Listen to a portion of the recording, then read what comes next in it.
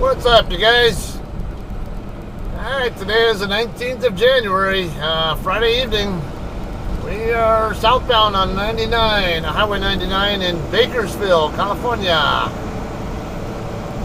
We are getting on our way to go pick up a reload. It's going to be picking up at Grimmway Farms in Arvin, which is just on the southeast side of Bakersfield, as you see on my map. The address, if you guys are wanting to look at it, get a better detail on it, is I think it was 14122 Malaga Way. They have several different Grimmway Farms facilities in the area, but that's the one in particular that we're going to be picking up from. I've been there a couple times. When was the last time I was there? Maybe last year. I would say within the last year, perhaps. Maybe carrot season. I mean, it's probably, I'm almost certain that's what we're going to be picking up as a carrot load. That's what Grimmway Farms is generally associated with. So, that's what will be going on here. Now we're getting on to Highway 58 eastbound right now.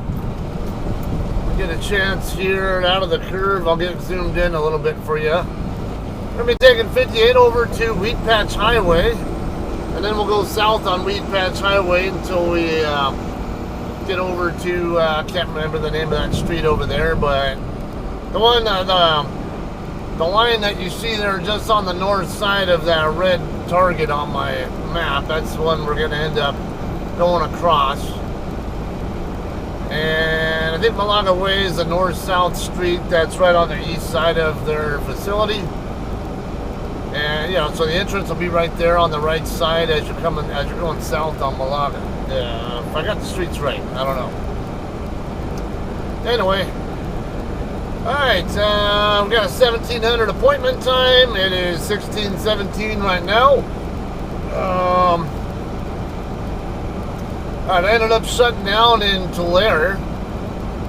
I thought about stopping at the Flying J over here in Bakersfield, yesterday, but I decided, I'm just going to go ahead and, an RV driver looked like they had some kind of a mishap over there. I don't know if they rear-ended someone and the other person took off, or maybe if they did rear-end somebody, they stayed on the scene but then left after the officer said they could leave. I don't know. Anyway, that's how we ended up over here now. Alright, so hopefully the last video, the length of it, hopefully that worked out well for you guys. I think it was just barely at about half an hour-ish.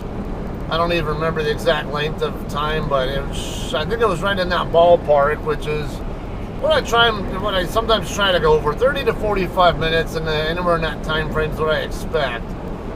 Alright, so anyway, on that video, I talked about some issues with my ELD and split sleeper provision. And I do have to call it a split sleeper now, because I used to call it, if you watch that video, there was even some discussion in there between me and Scotty D about the off-duty period that included, that accompanied the 7-hour sleeper period. I'm under the impression that Scotty might disagree with me on that part, but I'm pretty strongly on my view here. Going back to finishing up that story, though, and I'll get to why I see things the way that I do, and I think a lot of people are misunderstanding the HOS rule there. Okay, so I had to do 740 in sleeper berth before I finally got my clock back, and while I was in Williams, Arizona, and it should have been less than that. Should have only needed 724 total, with at least 7 of it in sleeper berth, but didn't work out that way. I was saying that I'm pretty certain there's an issue with the way the ELD is programmed. And then to add to that, when I ran from Williams to Barstow, I stopped about halfway between the Colorado River and Barstow. and took it. I think it was a 2-hour and 4-minute break. It's all in sleeper berth for a nap. I think it was around there, and didn't get any clock back, even though I did 8.5 hours on the long part of my split, and including the minimum 7 in sleeper. It should have given me clock back, but it didn't, because it was only counting the sleeper part of the long break. It was ignoring the 49 minutes in off duty. Alright, so then I ended up going to making it the rest of the way to Barstow, so I could meet up with my wife there. Went to sleeper berth and took another nap there, and then my wife met me right there at the truck. And what did I have to do? 220, yeah. I had to do 220 in sleeper berth before I got any clock back again, because that's what matched up with the 740 that I did in sleeper berth on the previous long split. Alright, so yeah, again, this is all indicative of a problem with the way the ELD is programmed. It's not supposed to be ignoring the off-duty time as part of the 10 hours. The 10 hours counts any sleeper and off-duty time. It's just you have to have at least 7 continuous in sleeper berth, yeah, to go with it. So, that said, going to Scotty's comment on that previous video, yeah, he had noted that it was ignoring the 49, and I think he had the impression that it was supposed to ignore that part, but I beg to differ on that. If I'm doing a full 10-hour break, how much of that 10-hour break do I have to be in sleeper berth? The answer is 7 hours flat. Nothing more, nothing less. That's the bare minimum. If I do more than that in sleeper, then that's my prerogative. If I want to do the other 3 hours of my break in off-duty, that's my prerogative. I have a right to do it that way. I have a legal right to do it that way. These guys are all getting off here in Fairfax, aren't they? Yeah, because they all can't just drop in behind me. They just have to jump in front of me and make me slow down so I can maintain my space. This is what irritates me. There's plenty of room behind me. You can't just drop in behind me. Alright, next exit up here is Weed Patch. We're going to go ahead and exit there. Alright, so, to put it simply, the split sleeper is the same as your 10-hour break. The only thing you're doing is breaking your 10-hour break up into 2 different parts. You know, as long as one of the parts is at least 2 hours long in any combination of off and or sleeper, and the other part at least includes a 7-hour sleeper berth period, and the 2 parts together combined for at least 10 hours of total rest period. That's what the rule is. But a lot of people are misreading it. And I think part of the confusion is because of the previous rules that existed. Yeah, and I had posted about this in our JCT Facebook group even, and just to let people know, hey, just be aware there's an issue here you might want to know about.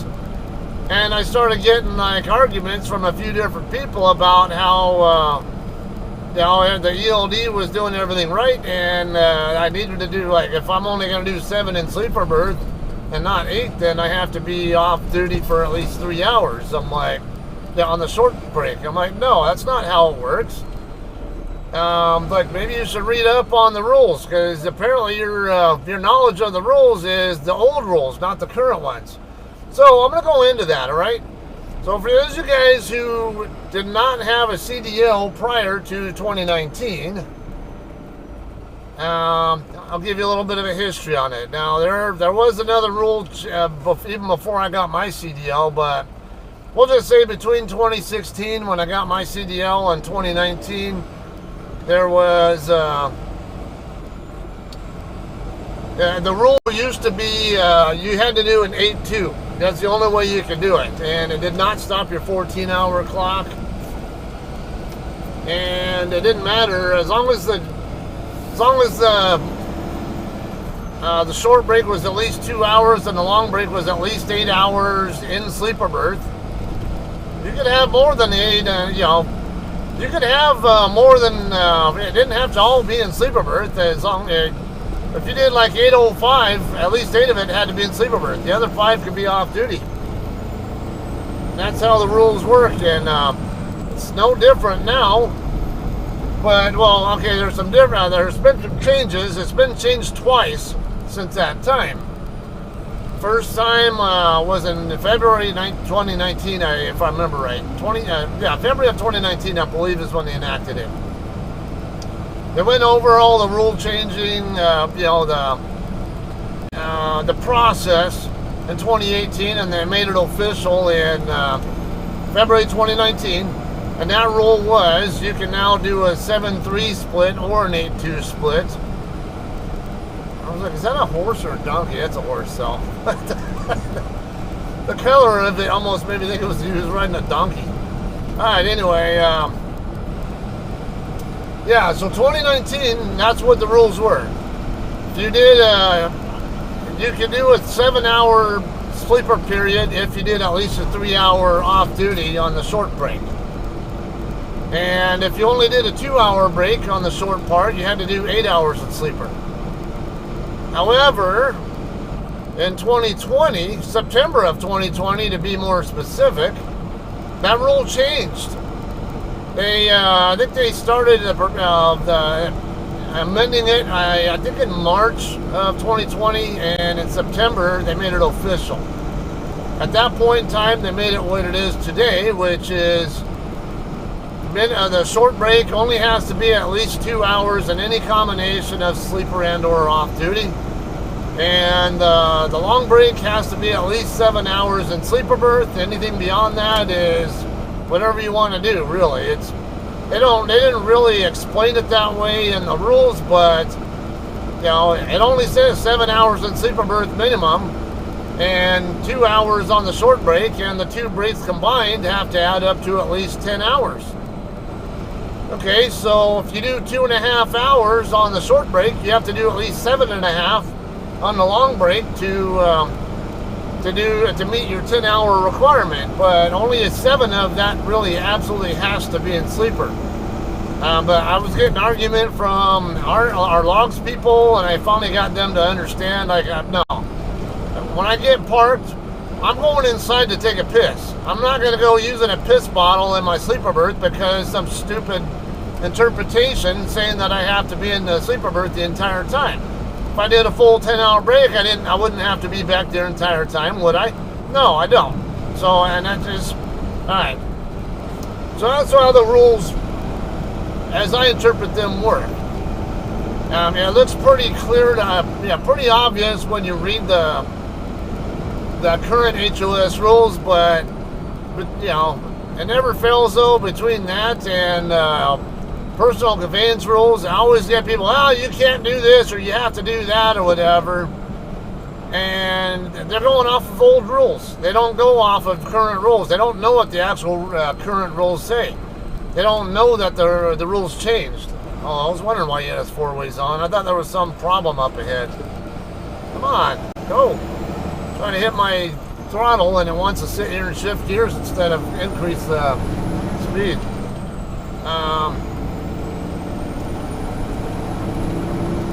Alright, so that's pretty much what my whole gripe is with that all that going on there, I guess. You guys can look at the rules yourselves and look at the screenshot here and tell me what you interpret them to be. Because as far as I'm concerned, I had the other guys in the Facebook group trying to tell me they only go by the whole hours. I'm like, no, it doesn't go by that. You're talking about old rules. Yeah, again, know the history of the rules before you start spewing that, oh yeah, if you're only doing 7 in sleeper, you have to do at least 3 off duty on the short part. No, that's not how do you add up to 10 hours in? If you do at least 10 hours, you can slice it up anywhere you want it to be, as long as you have at least 2 hours minimum on the short part of it, and at least 7 hours in sleeper berth on the long part. Whether you do more than that beyond included with it is, again, it's your prerogative. It doesn't matter. Okay, yeah, it's so my onboard wants me to go this way, and I think there's actually a good reason to go this way. I don't want to have to go through the town of Arvin if I don't need to. I can avoid some of the little crap going on over there in town, like, you know, with the lower speed limits and more traffic lights and stuff.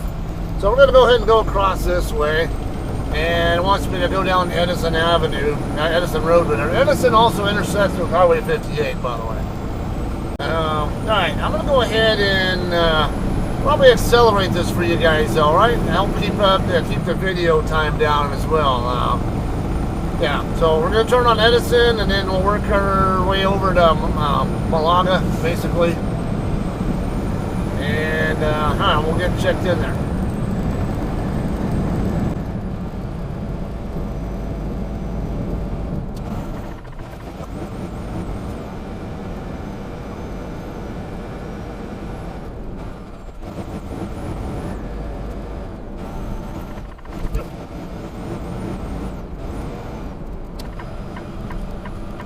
Alright guys, we are just about here. We're going to make the right turn here onto Malaga. And it'll be a right turn into their lodge. Come on. Alright, so I have a feel on those railroad tracks there, right on the north side of the Giorgio Road here. I don't think they get used anymore, because when I crossed them, the condition of them gave me the impression that they don't use them anymore. I mean, the tracks themselves were fine, but it was all the buildup of dirt and all that in the rails where it looked like you wouldn't be able to put a train over it without cleaning it and all that. So it tells me nobody's used it in a while. Alright, so we come in. We don't need to, we can just go right on through. We don't, you don't have to stop at the guard shack. Well, it says if it's your last pickup, you must weigh in, but last time I came here, I was told you could just go straight on through and check in. I mean, just go straight on through to the back to check in, and then you scale out on your way out of here.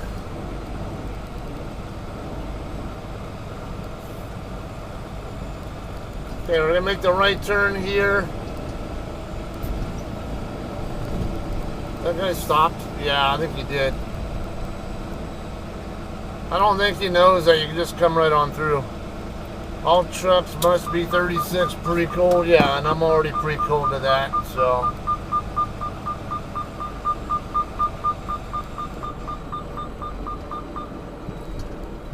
Yeah, that guy might be new here, I'm assuming that, because last time I came here, I went in there and they told me I didn't even have to stop there. I could just go right on through, straight to staging if I'm, you know, even if it's my last pickup, so. 36 or less before loading. Alright, we'll go find ourselves a spot here to back into, and then we'll have to get checked in. Lots of room here, as you see, both for staging and for docking in. They also have a taco truck kind of thing. David's Catering is what it says, but it's here permanently. But it's only here during certain times. Like it's only open limited hours a day. I think 9 a.m. is when it opens.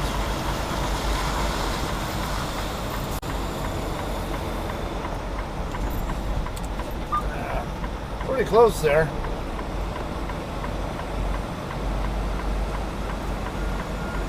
I can't see where I'm at in relation to that guy yet, but that's like, yeah, we're fine. Lots of room here between the two.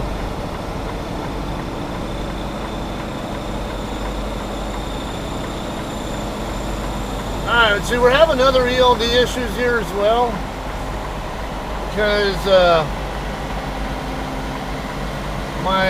my hub app still thinks I am dispatched onto my previous load that I already delivered in Stockton yesterday, but in reality I'm actually dispatched onto this load here. It's in my load info, but yeah, there's issues here. Like I can't even show you that I've arrived here, so I'm gonna have to just manually send a message in that I arrived and let my with dispatch, and then instead of the normal macro stuff. Right. Let me get checked in, and when we're ready to dock in, we'll have some more.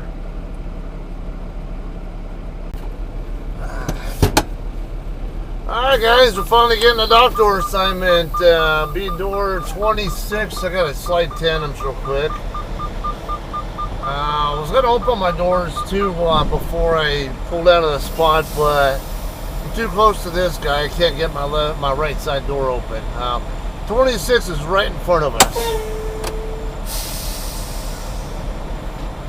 Alright, so we'll just go ahead and come out over here. Oh crap, didn't realize that guy was walking toward getting ready to cross my path there, but well, here's a couple of spots over.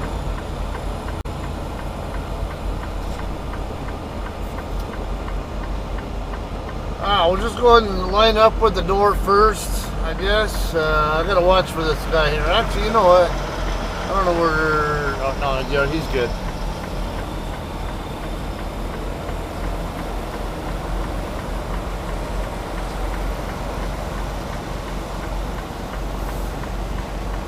I don't want to turn too tight and end up jackknifing, but as long as I can see my the back of my trailer through that camera thing there.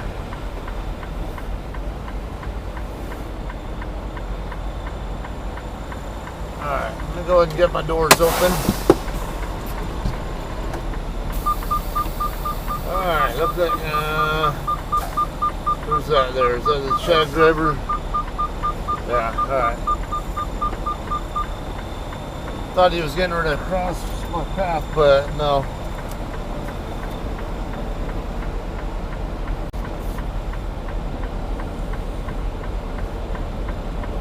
Alright, just go straight back till our tandems are centered. And it'd be kind of hard to, I can't really see where the line's at. So we'll just kind of take some guesses here. I think I see the line now. Look like, yeah, I can see the line now, I think.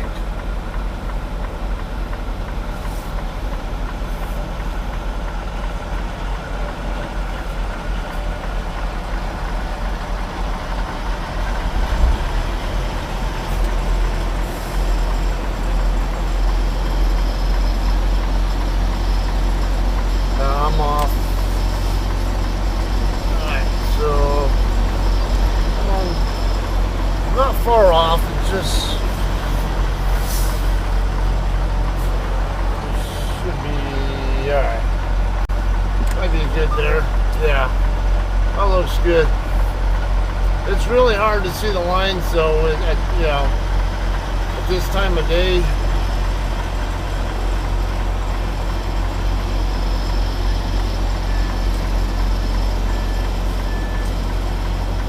But yeah, we look pretty well centered as far as I can tell.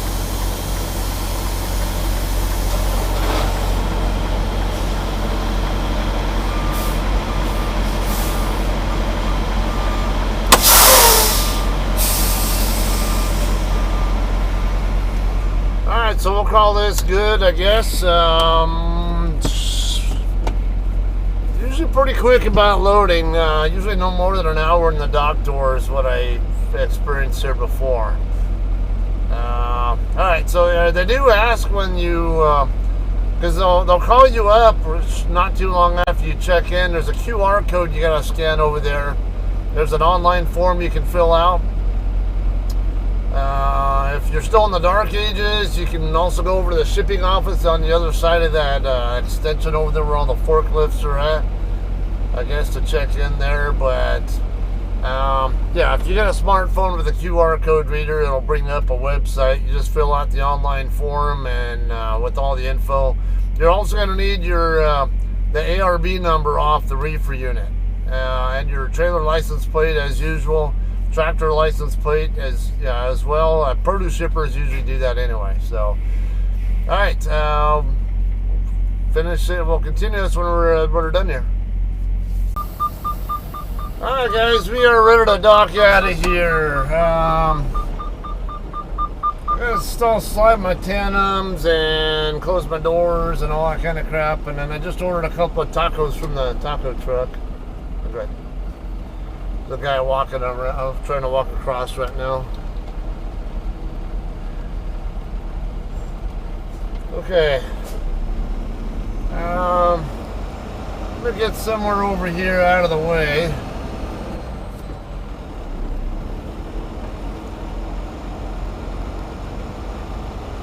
Want to be out of the way so I can get my doors closed and all that, where where other people can dock in and whatever else they need to do.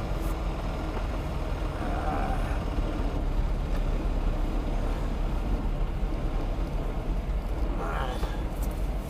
Plus I got to slide tandems.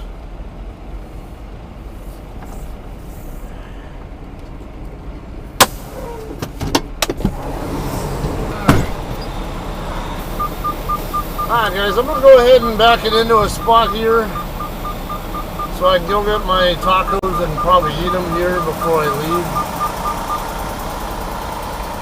Wait on the shack driver. We'll get back into this spot over here.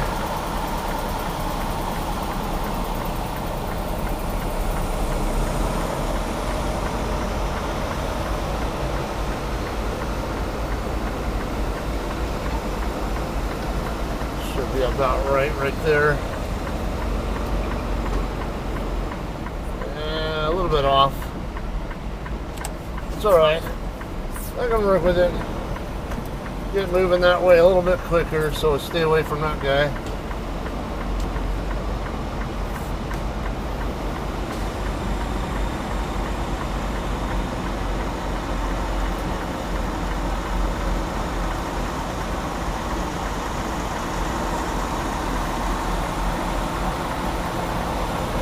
Alright.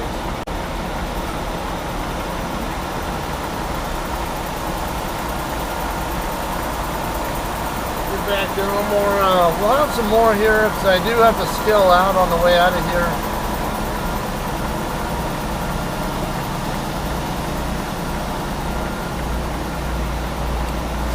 I was considering ending the video here, but I got like I said, I want to go get the tacos and then I can show you guys how we end up doing on the scaling.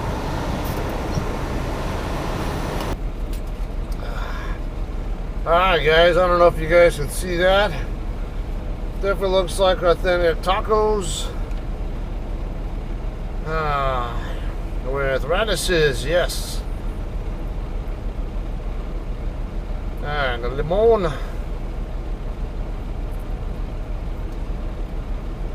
Alright, let me down these real quick and then we'll get out of here. Alright guys, we were ready to check out here. Yeah, those tacos are pretty good. Alright, so we're going to head out and scale. We use the scale that's right over here at the guard shack. It is a heavy load, 42,000 plus pounds of nothing but carrots. Ooh. Yeah.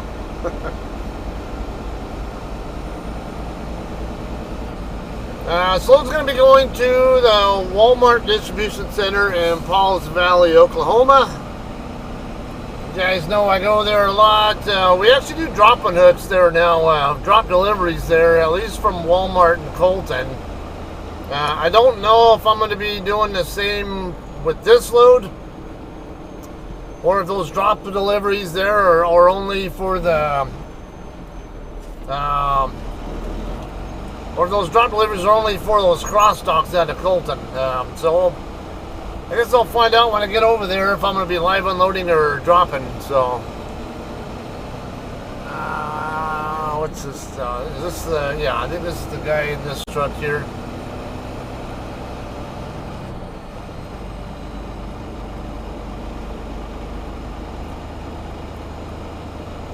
He's not even ready, so I'm not waiting on him.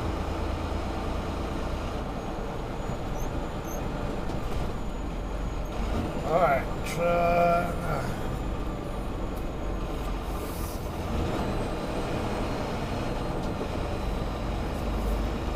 okay, see, I get squared up here. Yeah, they do have lights there. I am going to want axle weights. I think last time I came here,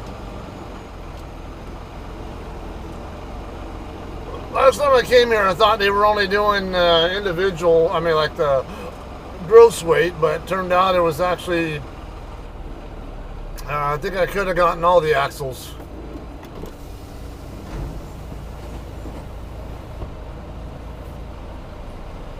Let's check.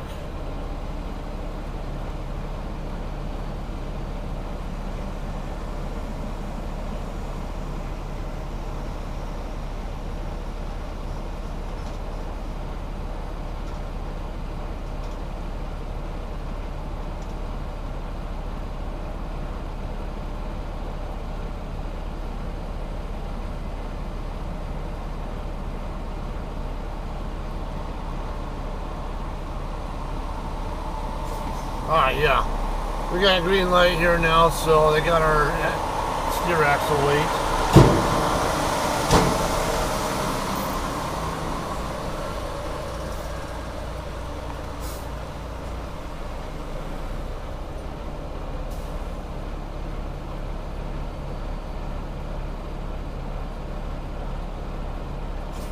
Alright, good to go here. Now we'll just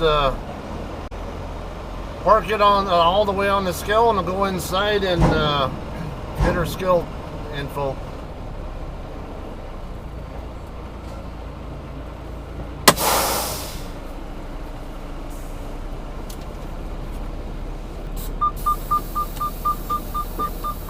Alright guys, our weights are all good.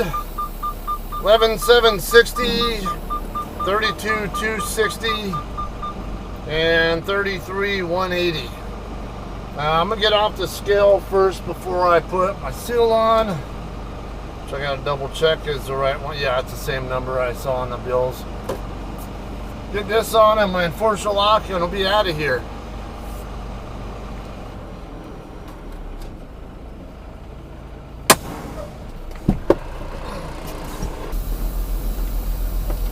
Alright guys, we're out of here now. I'm going to have to make it quick because I'm going to have to call my dispatch to send my departure and loaded info.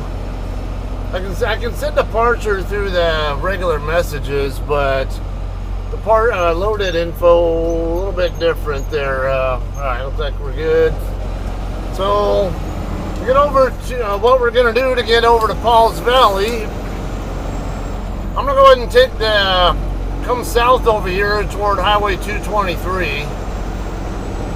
I'm not going to do it direct, come straight down this road to 223, but then I'll explain why. I don't have the map thing up because I need to hurry up and finish this so I can make my call. But there'll be another east-west road we're going to take across over to Tejon Highway, and then take Tejon Highway down to 223, and that'll get us over on the east side of that town there. Is that Weed Patch, or it's not Arvin, I don't think. Let me see. It is Arvin, okay. Yeah, that'll get us over on the east end of Arvin, kind of limit our time dealing with other stuff over there. So 223, we'll take that across. There is some terrain there, so it's going to slow you down, but I don't really need to stop and scale my load over at the truck stop over because I know these weights are good. That, yeah, my gauge even is saying about what I expect it to say. So, alright, what street are we at here? Buena Vista, okay. Yeah, so I'm going to go ahead and make the left here on the Buena Vista and then take that down to Tejon. Make the right on Tejon and then take that to 223. 223 will run us into Highway 58. Same highway we were on earlier. And take 58 all the way across the Barstow, and then work our way over to I-40 and take 40 across. But now I'm going to vary that a little bit because this load is not due in Pauls Valley until the 23rd. I'm going to go ahead and just take it to my house first, and then I'll get rolling from there probably tomorrow. I know I want to get my hair cut perhaps, and have supplies I want to put. I think my wife might have picked up already. I want to restock on the truck. So, alright, that's what's going on. I'm going to go ahead and end this though. I hope you guys enjoyed watching. Again, let me know in the comments section what you guys think of those, all the HOS rules with split sleeper. How do you interpret that, and what do you think is reasonable? You know, what's common sense? That's what I would say. Alright? Y'all have a great night. I will see you guys, I don't know. I don't know if I'm going to do Pauls Valley delivery vlog. I don't know. Walmarts are just so kind of,